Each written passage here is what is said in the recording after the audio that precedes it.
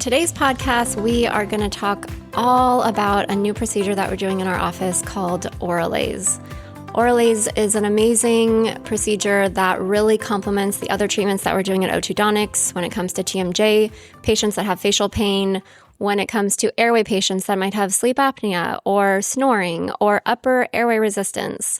We also use Oralase when it comes to kids and really helping to do proper growth and development. So Oralase is an amazing procedure. There's not a lot of dentists that are doing it, and that's why we're doing a podcast on it. So stay tuned. This is one that you're not going to want to miss. Welcome back, everybody, to another episode of Your Mouth Matters. I'm Dr. Rebecca Taylor, your host and the owner of Green City Dental Biological and Holistic Dental Office in Edmonds, Washington, and Orthodontics, a practice that focuses on TMJ, airway, and functional orthodontics.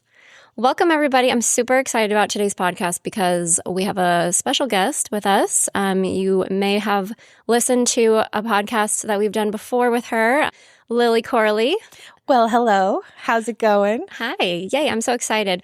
I feel like we got a lot of really great feedback from the last podcast that we did, and a lot of people at least told me like, wow, I didn't know that you and Lily went back so far. You guys have quite the history. I've gotten a few of those people talking to me too, saying the same thing. It's great. I love it. It's really fun to collaborate and, keep working together when you find something amazing like Oralase. Yeah. Okay. So for a lot of you, you probably know Lily. You maybe have listened to the podcast before. You've probably seen her in our office. We have a long history working together. We took a bit of a break around COVID, and then Lily has come back into our practice and love having her. She is trained in myofunctional therapy, craniosacral therapy, massage therapy, and more recently has really been coming back into our office to perform a procedure called Oralase, which we're going to talk about a lot. We're going to go into all the details of Oralase in this episode. So, Oralase is a treatment that uses we use a Nd:YAG laser, so we have the Photona laser, and the Nd:YAG laser is shined on tissue at a very specific wavelength. So the wavelength of Oralase is 1064 nanometers, and the Nd:YAG laser is a green light. And basically what it is doing is it's releasing fascial restrictions. So if you can imagine our muscles are covered in fascia, and between that muscle and fascia layer, there should be a layer of hyaluronic acid.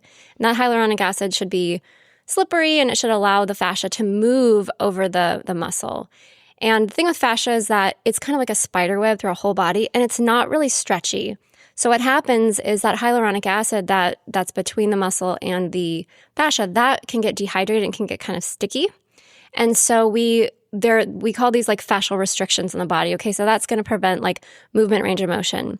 So the Oralase treatment is really going, and this light is basically penetrating down to that muscle fascia layer, and it's allowing for that fascia to release off of that muscle and rehydrate that hyaluronic acid so that now we have more mobility. So that's in a nutshell what Oralase is doing. Now, why do we care about that in a dental setting, right? So that's the question, right? So I'll let Lily talk a little bit. So, because Lily's really in our office, she's got that training in myofunctional therapy. Yeah. And so I'll let you talk about. Yeah. Working with tongue function and myofunctional therapy, really, why won't the tongue move properly? That's a basic question that we're all looking into. And there are so many muscles in the tongue. There's 8 muscles on each side. And I actually learned there was a 9th muscle on each. It blew my mind. This last weekend, I was at a workshop talking about the tongue and TMJ. And with Oralase, what you're doing is you're getting in there and you're using this laser-assisted technique to bring mobility back to the tongue. And I've worked with a lot of people where it's really challenging to get movement in the tongue and to create simple movements like a suction. And once we do the Oralase treatment, we see pretty profound changes pretty quickly for some people. Not everybody. Sometimes it takes longer, right?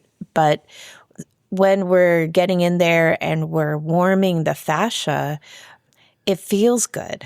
And if anybody's had Rolfing session or myofascial release work, oftentimes that body work can feel very, very uncomfortable. It's almost like you're peeling back a layer of something, and you've got to get in there and you've got to kind of get the fascia to warm up and to shift. And I've had many myofascial sessions myself, and it is not comfortable. And so working under the tongue is very sensitive.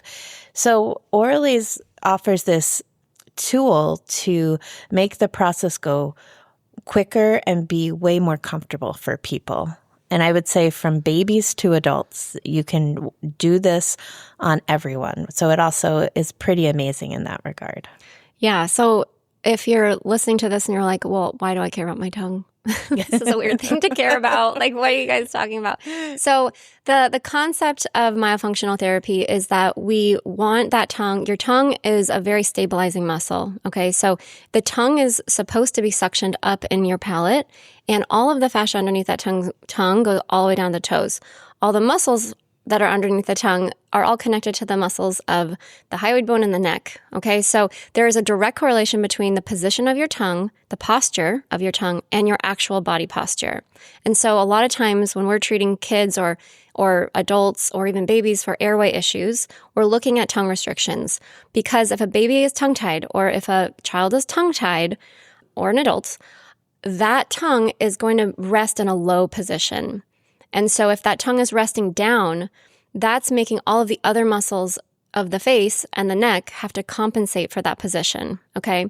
The other thing that's really important is that we swallow a couple thousand times a day, and if that tongue is not working the right way, if you're not swallowing the correct way and you're doing it wrong, then that also is going to be problematic. And so we're going to see symptoms. We see a lot of times that kids' faces don't grow properly. They're not growing forward enough.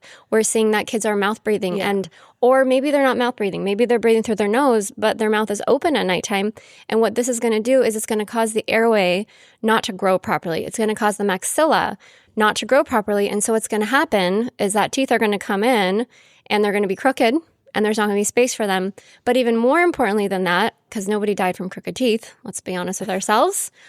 But more importantly than that, the airway is not going to develop properly, and the jaw joints are going to be pushed back, and that's going to cause symptoms later in life, and that can have really, really drastic impacts on your health. Well, it's a cascade of effects, right? And when we think about it, it's way easier to prevent or non-functional development than it is to fix it when you're 40, 50, or 60. And really, you've got a window, right, of growth, when kids are young, between 5 and 8, because frankly, working with toddlers is very hard to get inside their mouths.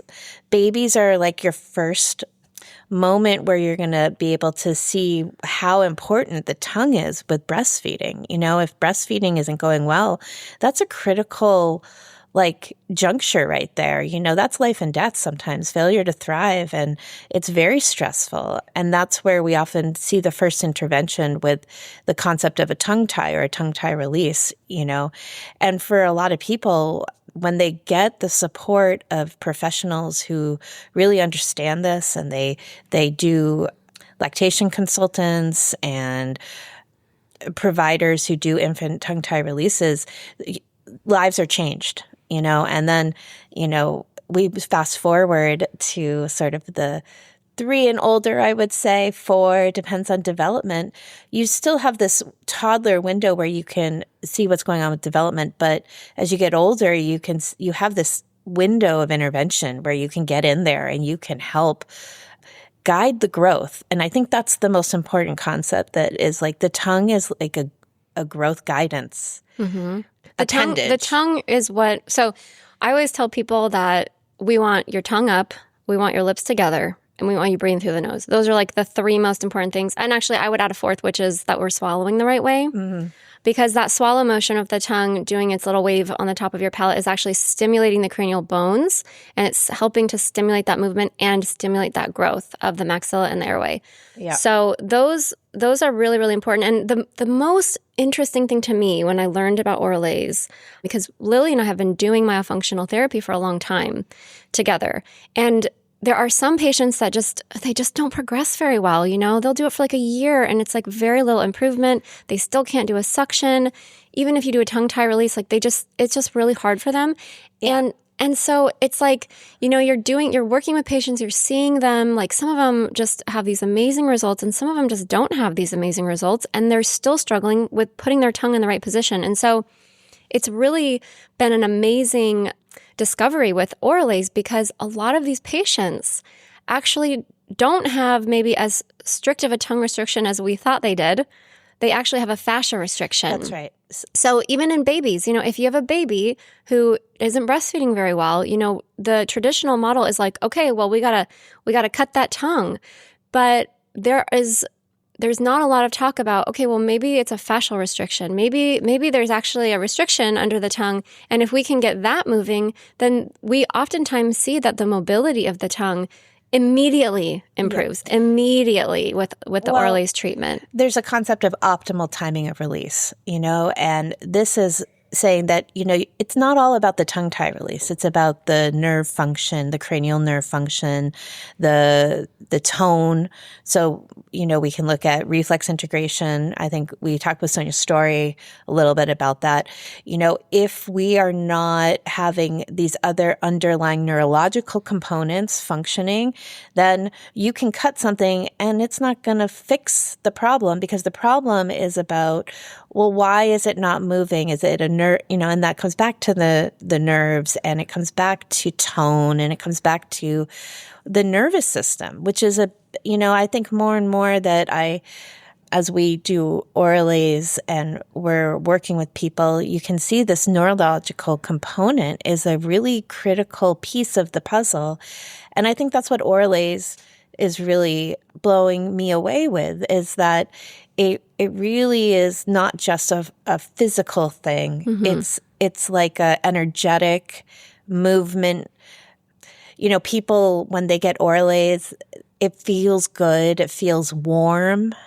People sometimes feel like they had a huge massage after the end of it. And, it puts them into a parasympathetic nervous system. I mean, it takes you out of that fight or flight. It's really interesting too, because there are some studies that actually are talking about how airway issues and sleep apnea actually is not a physical problem, and that it actually is more of a neurological issue. It's a lack of neurotransmitters. And, I think that it's probably both. I think for some people, some people are just like so narrow, and then you have to think, okay, well, why are they so narrow? Well, because their tongue wasn't working. So maybe it does all stem from a neurological issue. But like, we do see that when we change the physical structure, that a lot of times the airway does get better. But we also see that sometimes we change that structure and the airway doesn't really get significantly better. And so what I love about Oralase is that it's really getting down to that neurological level, which a lot of our other treatments just don't go. We don't go there with our other treatments. And when you can, there's so many different cranial nerves that innervate the tongue. And so every time that you swallow 1,000 times a day, 2,000 times a day, if those cranial nerves are like not, if that's not working the right way, then the rest of your body may not be functioning the right way either. Right. Right. So the Oralase treatment is really great because it gets down into the fascia. And what I find really fascinating is that a lot of these fascia restrictions actually happen when you're in the womb. Absolutely. When your mom is, when mom is experiencing stress or there's some cortisol, that can actually cause the baby to have like the moral reflex, right? Like that can cause them to kind of tense up. And as babies are growing in the womb, they can develop these fascial restrictions. And so they come out and then they can't feed, or they're really tight, or, there's just different things. Some of them are like a little floppy and some of them are like really stiff. And so the Oralase treatment is about releasing those fascial restrictions. So we do this a lot in babies, and we actually call it Babylase. So you can do it in a newborn baby. It's a very, very gentle, great procedure. But a lot of times we don't catch these in babies. And so what happens is kids go through life, they continue to grow. They still have the fascia restrictions. And then, if you don't catch it when you're a kid, then you're an adult. Now you have sleep apnea. Now you have crowded teeth, right? Like there's all these cascade. It all organizes around these fascial restrictions, our growth and development. If it's like a foundation of a house. If your foundation is askew or not level, well, your whole house is going to be level. And then eventually you're going to have water damage and you're going to have like way deeper and bigger problems than, if you just had a level foundation to begin with. Yeah. And everything built on that.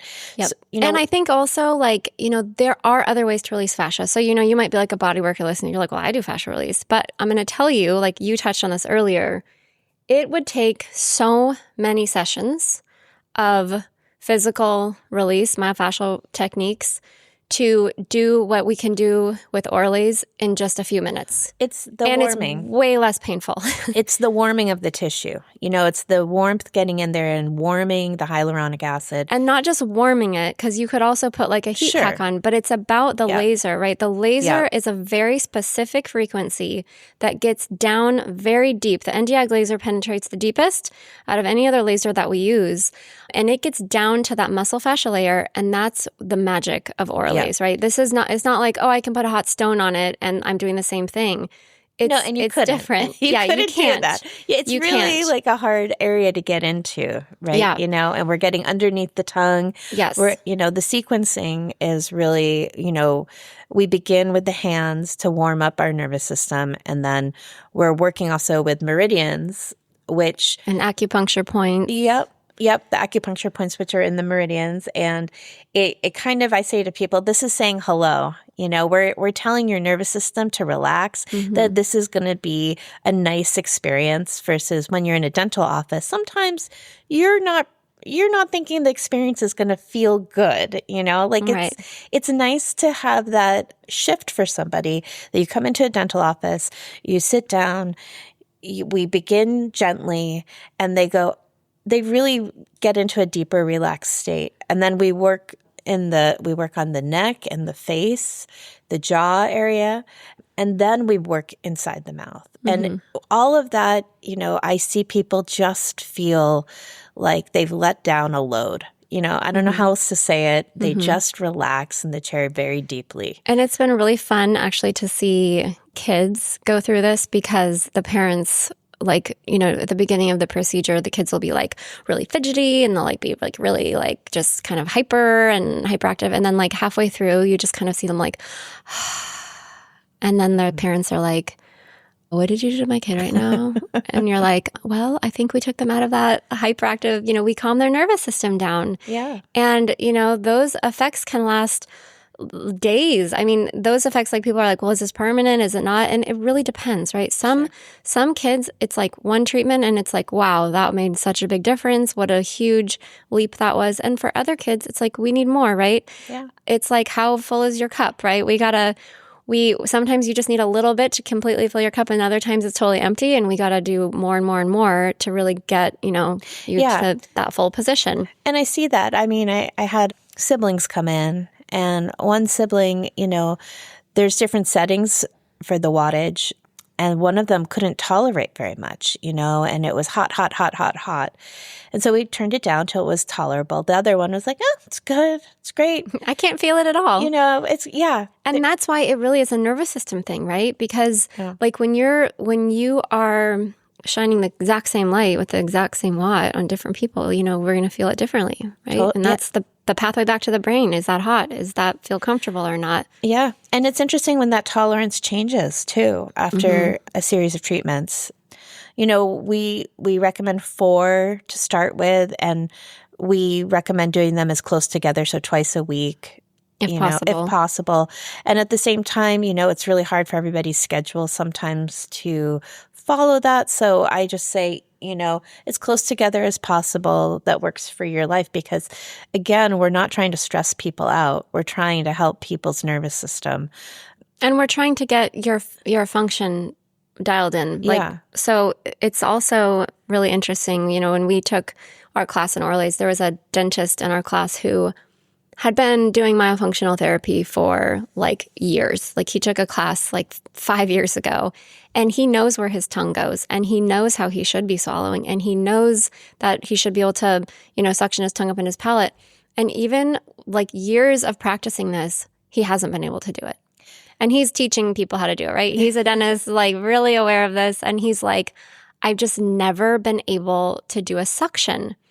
So it was really cool because in class, we treated him, and in the chair while we were doing Oralase, probably took about 20 minutes, he was able to do a suction. Like the fascia released so much and his range of motion changed so much that he was actually able to do a suction. He was like, whoa, how did you do that? That was like crazy magic. Yeah. And so the thing is that if you release those fascial restrictions first, before you do myofunctional therapy, or before you do a tongue tie release, or before you really start focusing on the functionality of everything, you're just kind of, Oralase treatment is allowing you to start farther ahead, right? It's like the finish line is going to be a lot closer for you versus if you don't do it at all. In fact, with this guy's story, I'm not sure he ever would have gotten there unless he did Oralase. Well, and I think you get a baseline too for people. You get to really understand, is this just a physical thing? Is this a neurological nervous system thing? Which, anybody going in to treat any patient, understanding what's happening is the first step, Yeah, and having a proper diagnosis. I mean, it's really been fun to see, because we've changed our protocol now in the office where we are recommending Oralase before tongue tie release, and then we also do it after. And the reason why we do it before is because remember how that fascia is stuck to that muscle. So if I go in to do a release, a surgical release, and I'm cutting away at the tongue, and I'm cutting through the tissue, if that muscle is connected tightly to that fascia, I'm going to hit that muscle. Right? I'm going to hit it. There's going to be more likely scarring. And then when it heals, that fascia is already tight on the tongue. So it's more likely to grow back exactly where it started, right? You're going to have more scarring and more relapse. And people are going to feel like, well, it was really released in the beginning and then it got tight again, right? That's really common to hear. And the cool thing is that since we've been doing Oralase before, when I go in to do the surgery, that muscle is nowhere near when I cut. Like I cut through and it's like I can see the fascia, I do a little bit more. That muscle is so not even close to that fascia. So we're not getting scarring.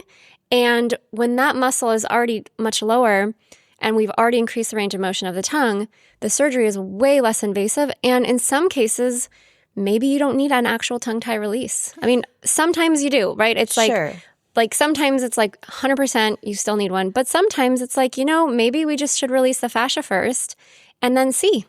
Well, and what I think is that you give everybody a way to assess, is it fascia or is it a true tongue restriction? tie? Yep. And I do think with a true tongue tie, you need to release the tongue tie. Absolutely. I think, though, that if you don't release the fascia and you only release the tongue tie, you may not get any change, really, right? Because we're trying to get function reestablished. In fact, it could make it worse because if you're cutting into the muscle, you're going to create scar tissue, and that scar tissue is not mobile. Yeah. So a lot of people have had tongue ties, and I think that the dental profession has been a little obsessed with tongue ties. Like I remember one of the first classes I went to with Lily, it was like, the instructor was like, let me see your tongue. Oh yeah, you're tongue-tied, you need a release, you need a release, you need a release, you need a release, you need a release. And I'm like, how is it possible that 100% of the people in this room need surgery on their tongue? Yeah. That just does not add up to me. Like, I don't feel like our bodies are made in a way to where everybody needs to be altered. Like, it just does not add up. And I guess maybe I'm naive, but it's like, and I know there's a lot of environmental factors. We have Wi-Fi now, we have more chemicals and toxins, but still, it's like for the instructor to be like, release, release, release. Basically what that did was it created this thought in dentistry with myofunctional therapists and dentists that every single person needs surgery. And what we found, and I never was comfortable with that, so I was always very cautious about recommending that. But I know that there's a lot of the profession was very aggressive in surgery. And what they found is that lots of scarring. A lot of people need a revision. They need to do it again. I've had several patients come to me and they're like, I had my tongue tie released and now it's tight and I have scarring and I need you to do it again. And I'm like, well, great. Like that's going to be an even harder surgery to do. Why do you think I'm going to get better results, right? Like if we do it a second time. So the great thing about Oralase is that it really kind of fills that gap in, because I'm not anti-surgery, but I really want to make sure it's medically necessary before we just jump in and do it, because there are side effects to surgery. I mean, I saw recently that there was like a baby that actually died from a tongue tie release. I saw that. And you know, I mean, and it doesn't happen very often, but like there are I don't think it's side effects. I mean, there's things that can happen. So it's like we want to make sure 100% that you need an actual release. And when you do Oralase too, the other thing I've noticed is that the blood supply is not near it. When that fascia is so bound up, you've got arteries in there and veins, and you've got all of this, everything is so tightly bound together. So when you go in and cut, you're likely to nick something, right? But when you do Oralase, all that stuff is so far away from your working area. That's what I've noticed clinically. And, we've only been doing Oralase for, I don't know, 4 months, 5 months. 5 months, yeah. 6 months. But, just in what I've seen, it's been dramatically different. And I want to address a little bit of there is this explosion of tongue tie releases, and there has been amongst the community that is so passionate and so committed to the best care for patients, including babies and dyads. A little bit of controversy is like, have we gone too far over to tongue ties? Is it a fad? There's been articles that have come out, and, I think there needs to be sort of an integrative model where we're not afraid and we're not poo-pooing it, because I think so many people have had serious results from having tongue tie releases where they cannot breastfeed their infants, and then they do a release, and then they have a successful latch, they have a successful breastfeeding dyad experience. That is super traumatic, or they have speech issues, and then there's incredible change, or even like, picky eater. An eater, I had one child who had a release and it changed his diet completely. He wouldn't eat, and then he started eating, And then there's stories of people where they have suboptimal results or tragic results, like, this one infant that we heard about. And there is a need to bring together a standard of care. There is a need to integrate the tools that we have. You've got different professions. You've got speech language pathologists, dental hygienists, surgeons, dentists, ENTs, body workers, massage therapists, lactation consultants, OTs.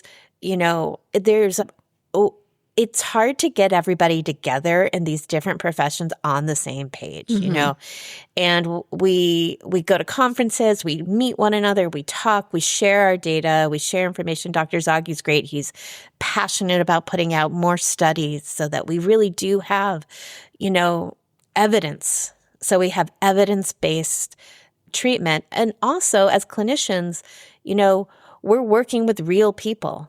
And we're having real experiences with them. And we are saying this really works, and sometimes translating that into a study, it takes time and money, and it's hard to get it to the point where the, American Pediatric Association is going to say, okay, let's talk about this. We're on board, let's get this. I think you mentioned Dr. Zaghi, so he's kind of led a lot of this research and has really pioneered like the whole tongue tie conversation. And we went to his class when he was about to start teaching, wasn't really teaching, but I learned from him initially how to do tongue tie releases. And his technique was extremely aggressive. He's an ENT. He's very surgical based. Mm-hmm. That's his training.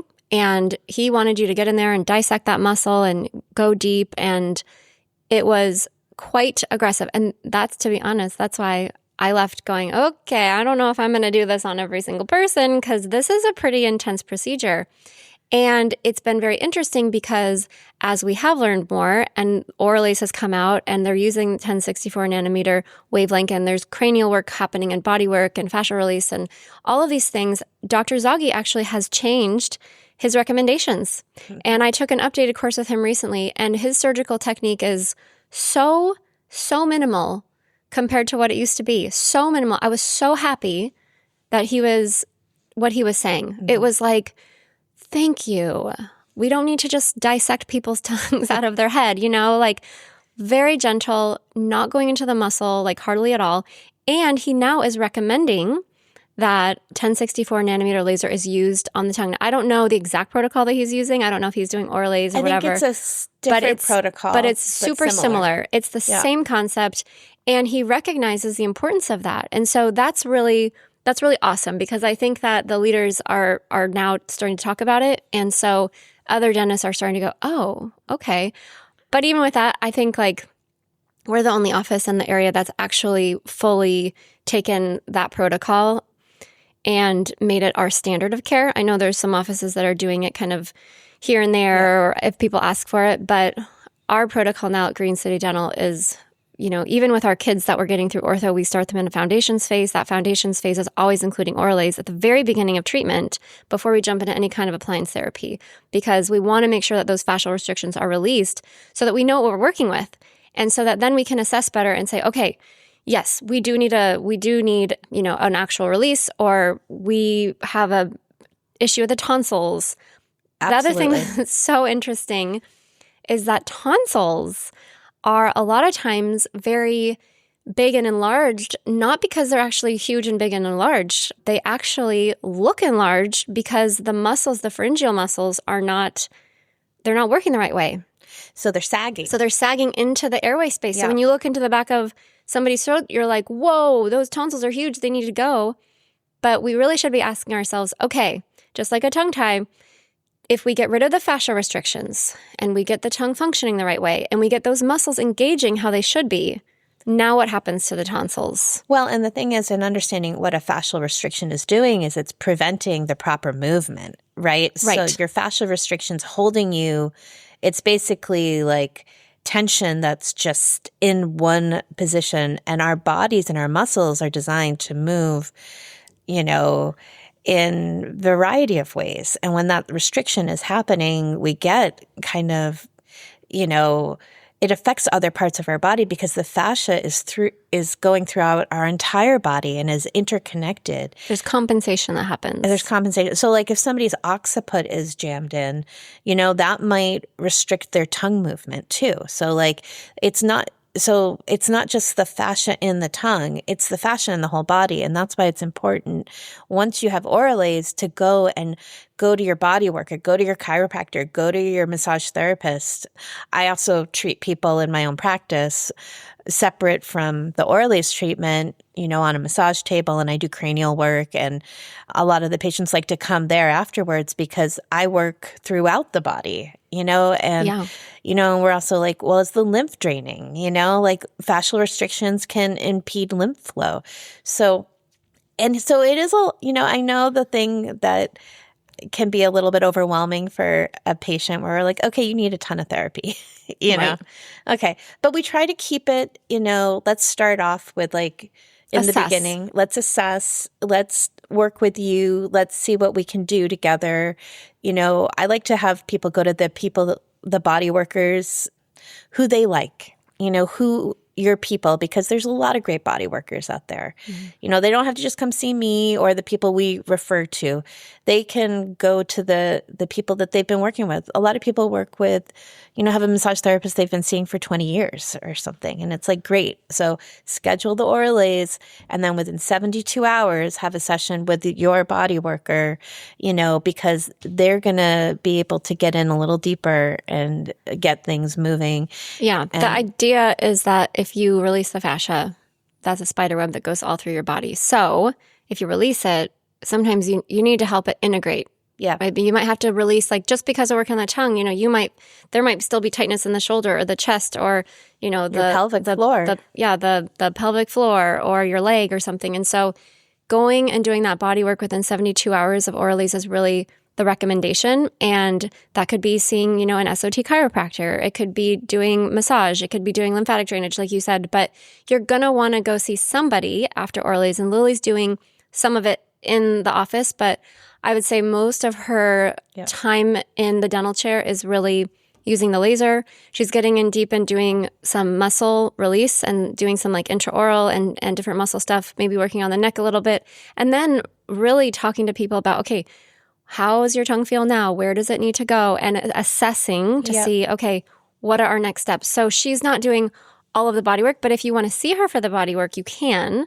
But like she said, some people have somebody that they love, and you're welcome to see your person. Which is what I love about doing Oralase is that I go in and I'm working on trigger points intraorally. That's probably one of the main things I'm doing to see if we can get that tongue to function better. When the tongue is not functioning well, you often will have trigger points in your masseters, your temporalis, the mylohyoid, which is one of the tongue muscles that's underneath and attached to your hyoid. And so when we release those trigger points, we often, there's a huge sense of shift that can happen. So what we're trying to do is get the tongue to swallow properly. We're getting the tongue to be up on the roof of the mouth. I like to tell people, think of it as a core muscle, holding your head up from the inside. Mm-hmm. That's, when you think of it that way, a light bulb goes off. It's like, oh, my tongue is supposed to hold up my head from the inside, and it counterbalances, the posterior neck muscles. Whoa. It's kind of like if your psoas doesn't work, you get back pain. If your tongue doesn't work, you get neck pain. Exactly. The tongue is actually more amazing than that, because not only is it like a core muscle, but it's also a sensory organ. It's also like our main way of communicating. And it's honestly, it's causing cranial movement. If you're swallowing the right way, that's stimulating the cranium, and you're getting that movement, which is going to also impact lymphatic drainage of your head, which is linked to like tonsils being inflamed. So it's a very important system. And I think that's why, we have changed up our protocol at Green City to really focus more on the function. Before, we would focus more on the appliance that we're going to use, or, how are we going to expand this kid? And we're really focusing on the physical body.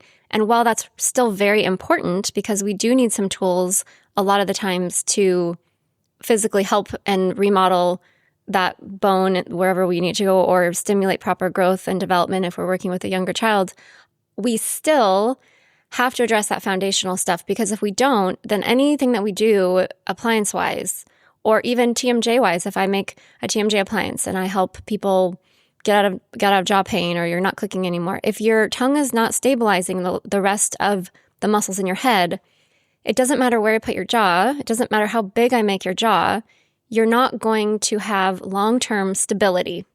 So you may have temporary results. You might find, oh, wow, there's more room for my tongue now. I don't snore anymore. Oh, my jaw doesn't click anymore. But if we don't figure out the foundational functionality and fix it, then you're not going to have long-term stability. No, it's going to regress. That's why it's so important, and it's so awesome that we're doing Oralase, because it really helps speed up that whole process, and it allows us really to have better diagnostics, because once we roll out those fascial restrictions, we know, okay, do we have to be more aggressive? Do we need tonsils to come out? Do we need to have a tongue tie release done? Mm-hmm. So it gives us a much more precise diagnosis and then treatment plan, so that you are doing what's going to be the most effective. It's a wonderful intermediary step, like to provide all that assessment, to provide the functional component. And it's also, something that we do in office. So you come in and we start off with an assessment. That's usually an hour and a half. And then we will follow up. And usually that's an hour appointment. I do have some patients where we'll take longer, because I'm spending a little extra time with them. Or, let's say I'm really working a little bit getting that tongue to function better, and they need a little bit of exercise. So I will incorporate some myofunctional exercise and give them, I'm really trying to get them to suction. That's the first thing, and then to swallow properly. One of the things that I experienced when I had Oralase done to me was that after, 7-8 years of myofunctional therapy and 2 tongue tie releases and appliances, for the first time, my swallow was so lovely and easy and it was doing what it was supposed to do without effort. It was just doing it. Yeah. I was like, it really blew me away. I remember Lily and we went to this course and we flew to St. Louis and our plane was so delayed. It was we didn't get in until 2 a.m. and it's East Coast. We have to get up early and oh man, it was rough. But we were so tired, and I'm pretty sure that the Airbnb we were staying in was haunted. But we did the Oralase treatment on each other, and we went to dinner afterwards, and we were both I feel like I've had a cocktail. This is I'm so relaxed. And then we were eating dinner, and we were just very quiet, and we were both it's weird. I'm swallowing differently, but I'm not thinking about how I'm swallowing, but it feels different. And it was just very easy. It was such a very weird experience, but good. It was very cool. And for me, I had a huge emotional release as part of it because I had some physical trauma. I had fallen as a child twice, once on my chin, the side of a pool, and I was 3 and I knocked my chin on the lip of the pool, falling off the diving board. And then when I was 7, I fell forward on concrete steps, and my newly permanent front 2 teeth got knocked out. You poor thing. I had both. These are unfortunately. That's pretty common. It's pretty common. Yeah. And I remember when the Oralase was going underneath the top lip, and I just was oh yeah, it brought up the physical trauma right there. Mm-hmm. And I had tears coming out of my eyes. And so I had that happen. And then I felt this huge change in my swallow. And I was there was a lot of layers that were happening through this treatment. And then, I've had some patients experience that kind of emotional release as well. And then big changes happen. I think we had one patient who's also an orthotic had an emotional release and had to get like a brand new orthotic because after this, her jaw changed so quickly. Yeah. It's been really wild to see how people, it just makes you go faster. It's like, it really helps kind of get down and. So, because some of, the body keeps the score is this somatic understanding that, our cells are holding on to our memories. And when we can release them, it changes our bodies. And, this is the understanding of somatics, that our feelings are in our bodies, not just in our brain. It's not just this. Well, it's kind of like the baby. The mom's got cortisol and the baby is, tense. And as they're growing right in the womb, that gets incorporated into you. And there's a lot of people that work with fascia that, claim that the emotions are bound up in the fascia. So when you do release fascia, and again, we're kind of getting a little woo-woo out there, but, we have podcasts that talk about emotions. And, the physical body is just a sliver of what we're dealing with, right? And there's all sorts of other stuff going on with emotions and traumas and even past family stuff that you might carry that's not even yours. And I think, it's cool because Oralase really touches on all of those things. And you might not have a emotional release. You might be surprised. You might be like, whoa, where did that come from, Yeah. And I mean, I think that most people, I would say, don't have an emotional release. So I don't want it to scare anybody into like, oh, I don't want this to happen. But I think if you're somebody where you're ready for that, and I think that it can really be a cool tool to address that. I think that mostly people don't have a huge emotional release, but for the people who are ready for it, they are so excited to find this treatment, and they find that it's profound and it really helps their healing of their jaw. which I've just and been... it's honestly, it's a side effect, right? I mean, it's not like we're like, oh, we think you might have trauma, let's do Oralase. Like, we're not doing the treatment for trauma, just to be clear.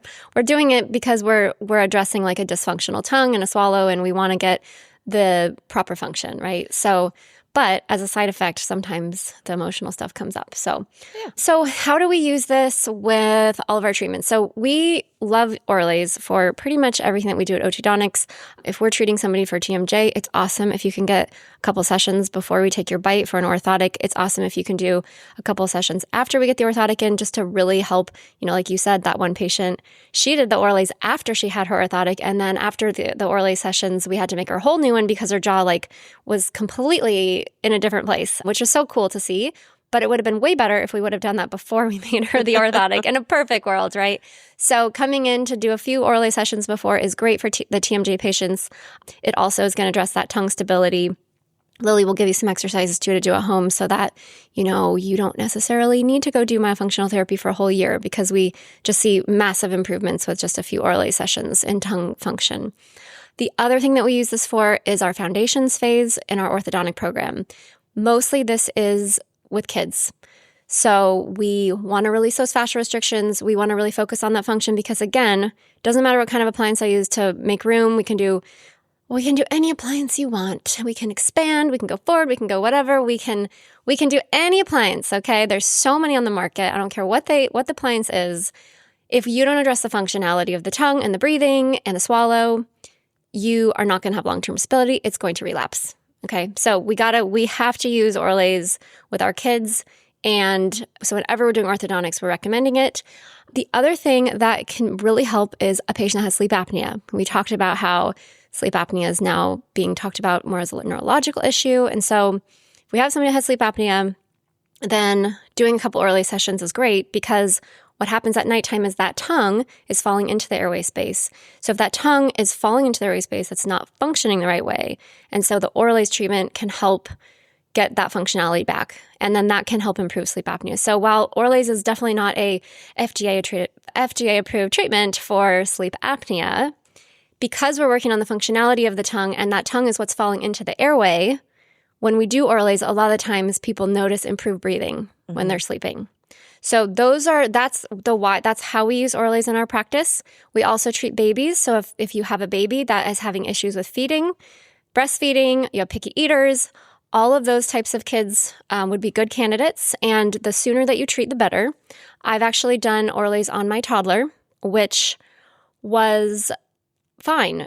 She's wiggly, and keeping the glasses on her was a little tough, but she got through it and it was great. And again, as they do it and it feels good to them, the kids kind of even the hyperactive kids are like, oh, that feels good. I want to do more of this, right? So most of them, they really enjoy it. So that's how we use Oralase in our practice. And I'm just so happy that we did this podcast, because there's just so many questions about Oralase. There's not a lot of information about it online, and there's just not a lot of doctors that are doing it. And so I'm excited to see more and more doctors do it. I'm excited to see more studies come out about it. I think that what we're doing is really very cutting edge. We're really raising the standard of care across the industry, and I'm just really proud to be a leader in that. And Lily, I'm just so thrilled that we're working together again, and I'm just so happy that you're here. With us. Me too. I cannot agree more. It's been awesome. I'm kind of I never want to do intraoral massage without Oralase treatment. I love it so much. I've been so passionate about it.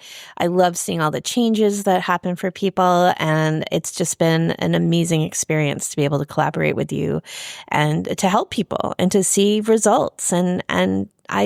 It's exciting. It is. Yeah. And if you're listening to this and you're working with a myofunctional therapist and you just haven't felt like you've been progressing like you want to, or you're thinking about doing a tongue tie release, I would highly recommend that you come in and have a few sessions with Lily on Oralase before you do anything surgical. I've just seen an amazing difference when we do this procedure before a surgery. So, yeah. Awesome. Okay. Well, thank you so much, Lily, for your time. And I hope this answers a lot of questions that you might have about Oralase. We also have other resources on our website and social media, so check it out. And if you have any follow-up, we love to hear your comments. Make sure that you follow us on social media. We are on Facebook. We are on Instagram. We are on TikTok, hopefully, if it stays. And we are just excited to bring the information out there. So please leave us a review. And yeah, if there's any other topics that you want us to talk about, let us know in the comments. Thank you. All right, till next time, everyone, remember, your mouth and your tongue matter.